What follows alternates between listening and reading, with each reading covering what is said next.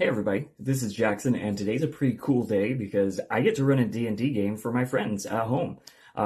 Last week, we had our session 0 to play in the Ravenloft realm of Borca, which I'm very excited for because I know that me and my friends in this group, we like kind of political intrigue elements, and Borca has a whole lot of that. It has a whole list of sort of the Games of Thrones houses that have power in the land, and whether you are a noble of one of those houses or one of the vassals' servants or one of the many citizens suffering under their rule is very crucial to your character and affects the way the game plays. So I bore this in mind when we were getting ready for our session 0.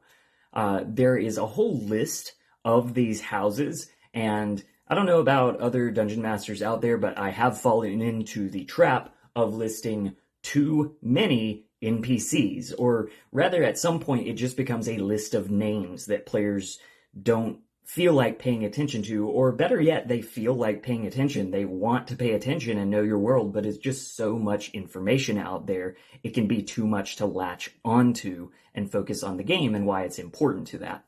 So, here's how I got around that. We played a board game as part of our session 0, which I also like to do because sometimes a session 0, if you're just running through, you're asking lots of questions, it can start to feel like a business meeting, and that's not what we want. I'm hanging out with my friends, we want to play a fun board game. A board game that we like is called Lords and Ladies. Lords and Ladies is a pretty cool little board game where you take on a noble house. The flavor of it is a little less Game of Thrones and a little more Downton Abbey, but it works perfectly for Borca. It has some of that Victorian vibe, but also, you know, gothic with vampires and werewolves and stuff, because we're playing Dungeons and Dragons. So I had each person pick one of the noble families listed in Van Richten's Guide to Ravenloft, and they got to play it out. Generation by generation, we played Lords and Ladies, but now, rather than a list of names that came out of a source book, they have the names that they created themselves. They got to craft the lore, and I got to sit back and take notes, which means less world building on my part and more engagement by the players. I thought this was a really good setup, and so far it's working out very well. I was able to weave in a little bit of story into the game as well. Now and then, I would pause the game after a round was through and provide a story prompt that incorporated a little more Dungeons and Dragons into this otherwise Victorian game of houses and seeing who can get the most influence by the end of the game.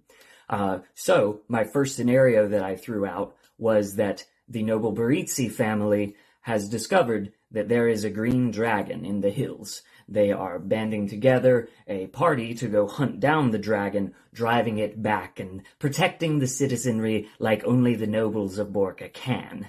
Right? So, I had everyone pick a character tile in the Lords and Ladies game to get to go on this adventure. And then we rolled dice to determine who lived, who died, or who was mysteriously left behind in the dragon's lair. This did a couple things. First, it provides a twist in the game. It is a reminder that even though we're friends and we're playing a board game, that we are also getting ready for this Dungeons and Dragons adventure that we're going to create together. Second thing that it does is now there's a stake. There is a clear event that is happening that people can remember as part of the lore that we are inventing. We did not have character sheets for this, so when I say I rolled dice to determine who lived or died, it was pretty much a 50-50 roll. So now, when I am telling the story of this land in some tavern, that 5 people rode out to fight the dragon, and while the dragon was driven back into its cave, only 3 returned. I'm not describing something that the players have heard for the first time. I'm describing an event that they got to take part in.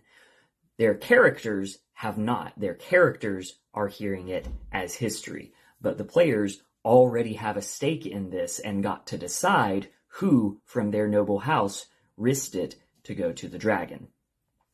This is all a setup for the first event that is happening in day 1 of the campaign today, which I'm so excited for. Also an event that tied into character creation, because we were just coming off of a campaign in a different Ravenloft realm that we made all on our own without the book. I'll talk about that some other time. They had proceeded to level 6. So I said, hey, we're going to start a new game, new characters, unless you want a different, like, spiritual reincarnation, blah, blah, Ravenloft horror stuff, you know, that vibe, version of your character. But anyway, start at level 6. And when somebody asked, okay, what kind of stuff do we do for gear? Do we use the DMG guide for have this many magic items or this many gold coins? I said, no, just give yourself starting wealth or the class equipment. We'll get to the other stuff. So, the other stuff, the bonus equipment that I know they want, they're level 6 characters, they don't want to keep having to cast magic weapon on their staff. These are going to be at an auction. An auction for the loot that the hunting party recovered from the Green Dragon raid generations before. Also at the session 0, we talked about whatever variant rules we wanted to use. I said feats and multi-classes were okay. I said that we would be using the fear and stress rules from Van Richten's Guide to Ravenloft, which I think are a wonderful addition to kind of any game of D&D, but especially one where you want your superhero 5th edition characters to feel some horror and danger and risk to these scenarios.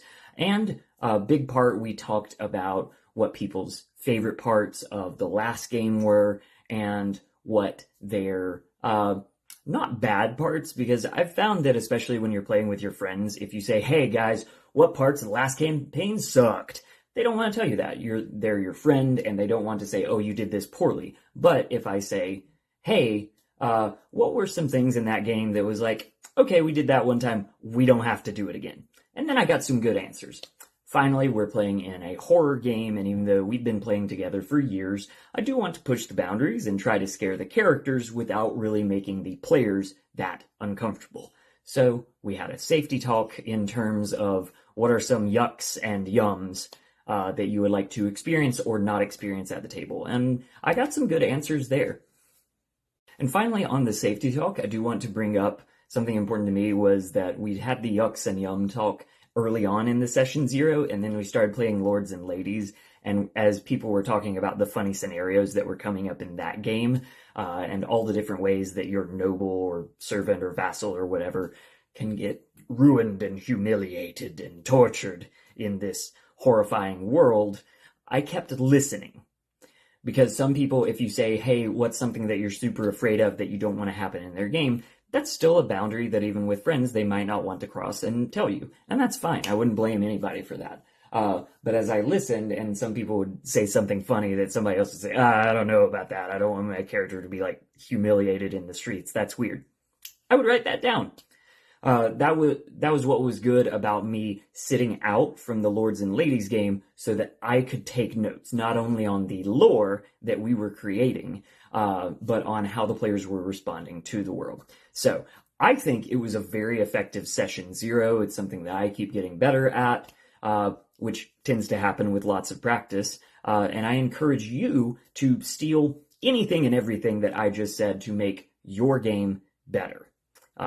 Thank you so much for listening. I am thrilled, just absolutely stoked to run the auction session today. And I'm excited to tell you about that after we get there. Bye-bye.